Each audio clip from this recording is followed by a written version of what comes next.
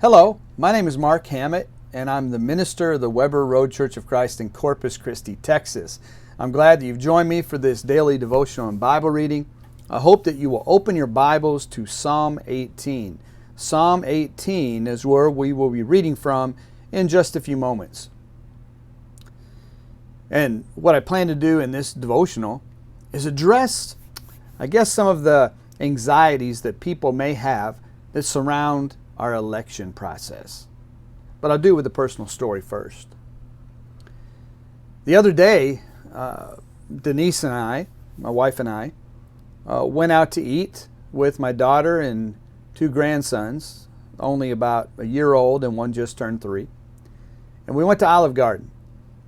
And I tell you, hadn't been able to get into Olive Garden in a long time. It's been so busy. And they also are limited in the amount of seating.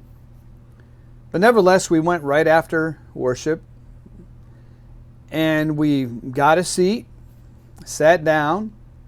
I had a bowl of soup, had ordered some lasagna. My grandkids absolutely love the pasta. Actually, my 3-year-old grandson loves pizza. We had a meal, and when they served my lasagna, it was basically cold. I sent it back just asking if they could heat it up. And after quite some time, they brought another lasagna out, and guess what? It was cold also. And so, as we went to Olive Garden, I had been looking forward to it. I didn't want to eat cold lasagna, so I didn't eat it at all. I was pretty unhappy about my meal. I tried to stay positive about it. But nevertheless, it was not an enjoyable meal, at least for the food, for what I was concerned. Everybody else seemed to enjoy themselves, and I thought, well, should I say a word to the manager? Should I let them know about what had occurred?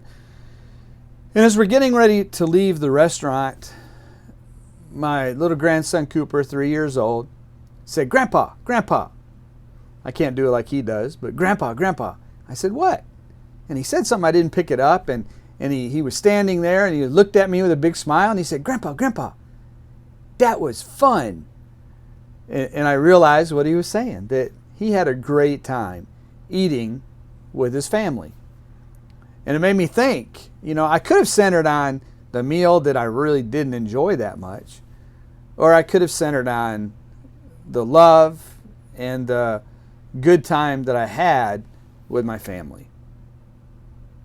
And I'm going to make the leap to say, how many of us do the same thing, especially at this time of the year? There are so many things we're uncertain of.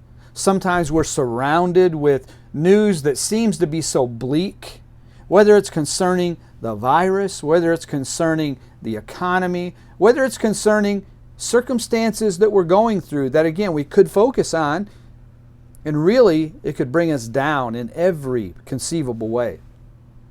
Think about the election. Many people are very anxious about the election. And of course, I don't know what the outcome of that election was. As I'm taping this, it still has not occurred.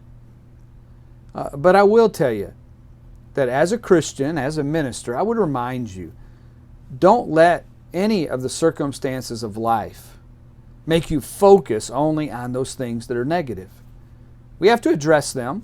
We need to be practical about things. But we also need to remember that as Christians, we serve an awesome God.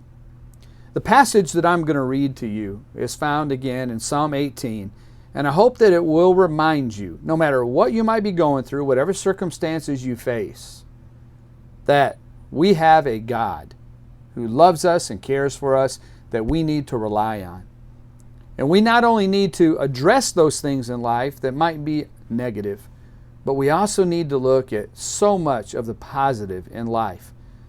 And in many instances, make those things happen by our actions and our thoughts and our words and our encouragement for others.